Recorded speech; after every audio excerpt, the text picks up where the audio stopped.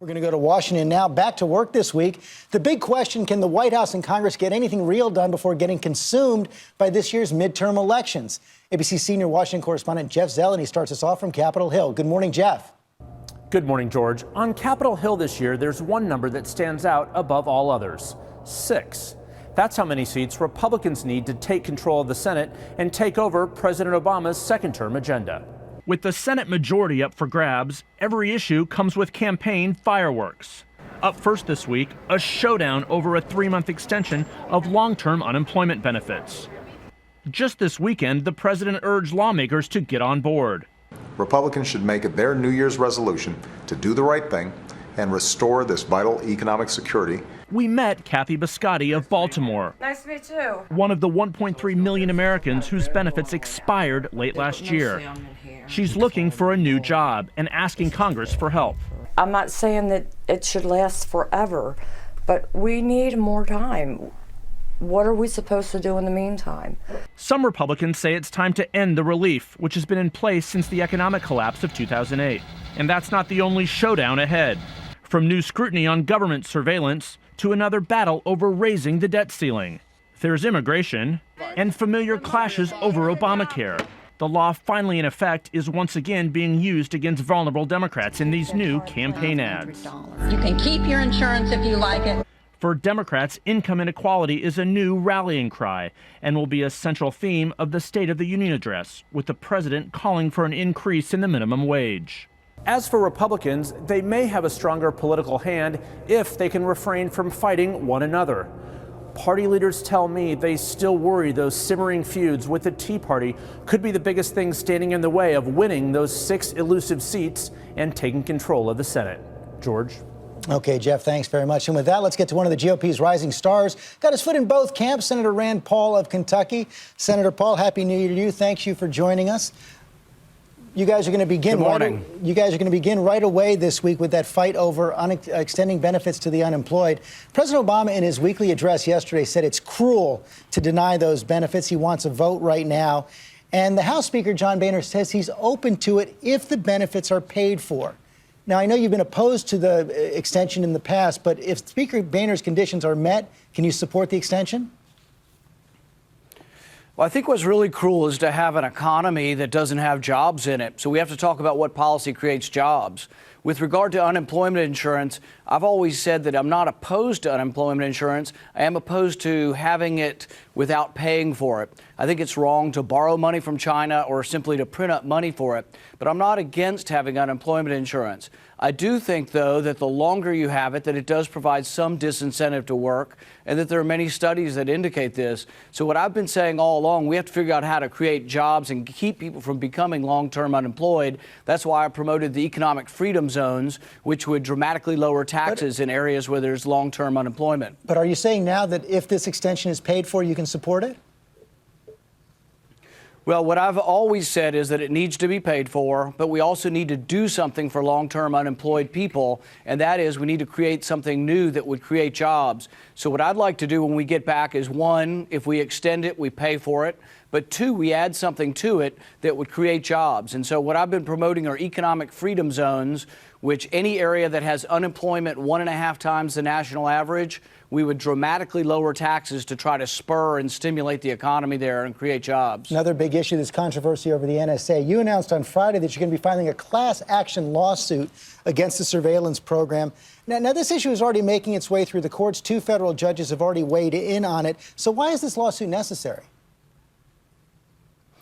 Well, the thing is that the point is that one single warrant should not apply to everybody who has a cell phone in America. One of the things that Snowden released was a single court order to the company Verizon that all of their customers' records would be looked at. That, to my mind, smacks of a generalized warrant. That's what we fought the Revolutionary War over.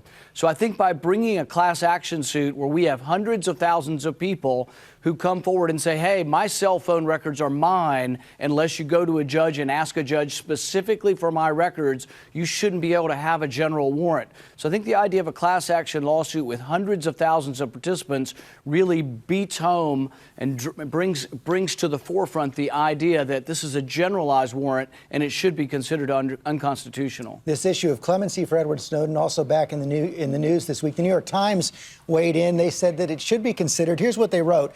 Considering the enormous value of the information he has revealed and the abuses he has exposed, Mr. Snowden deserves better than a life of permanent exile, fear, and flight. He may have committed a crime to do so, but he has done the country a great service. And I'm trying to figure out where you stand on this. A couple of months ago, we talked about this. You said you didn't know enough then.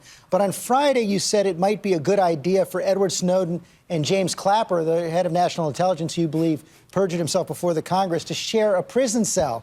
So is clemency for Snowden now off the table as far as you're concerned? No, the reason I said that is to make a point that I don't think we can selectively apply the law. So James Clapper did break the law, and there is a prison sentence for that. So did Edward Snowden. I don't think Edward Snowden deserves a death penalty or life in prison. I think that's inappropriate, and I think that's why he fled, is that's what he faced. Do I think that it's okay to leak secrets and give up national secrets and things that could endanger lives? I don't think that's okay either. But I think the courts are now saying that what he revealed was something the government was doing was illegal. So I think personally he probably would come home for some penalty of a few years in prison, which would be probably not unlike what James Clapper probably deserves for lying to Congress, and that maybe if they served in a prison cell together, we'd become further enlightened as a country over what we should and shouldn't do. You're smiling now, but you've taken a lot of heat for making that comparison. I just want to clarify here. So you're saying no clemency for Edward Snowden, but perhaps leniency? Well, I think the only way he's coming home is if someone would offer him a fair trial with a reasonable sentence. But I don't think the death penalty, I mean, we've had people all over the news, some of the same people who are defending James Clapper lying to Congress are saying off with his head or he should be hung from the nearest tree. I don't think that's appropriate. And I think really in the end, history's going to judge that he revealed great abuses of our government and great abuses of our intelligence community, and that James Clapper, in lying to Congress, really seriously destroyed the credibility of our intelligence agencies. And even though I actually give them the benefit of the doubt, I don't think James Clapper's a bad person. I think he's a patriotic person who wants to stop terrorism. So I don't think he's a bad person. But by lying to Congress, he's made us doubt and believe that maybe the government could be listening to our phone calls, even though they tell us they're not. Let me turn to health care. Your opposition to Obamacare has been no secret, but I understand now that the issue has also become personal for you. Is it true that you've actually had trouble signing up for Obamacare and that you're not even sure your family is covered? At this point, I'm unsure. And the other day, I actually tried to get my son signed up through the Kentucky exchange, you know, that the Democrats have said is so good. And I have here my son's Medicaid card. We didn't try to get him Medicaid. I'm trying to pay for his insurance, but they automatically enrolled him in Medicaid. For a month, they wouldn't talk to us because they said they weren't sure he existed. He had to go down to the welfare office, prove his existence. Then the next thing we know, we get a Medicaid card. So really, most of the people in Kentucky are automatically being enrolled in Medicaid. I'm trying to pay for insurance and can't pay for it. And I'm uncertain now whether I'm enrolled in D.C. and or Kentucky.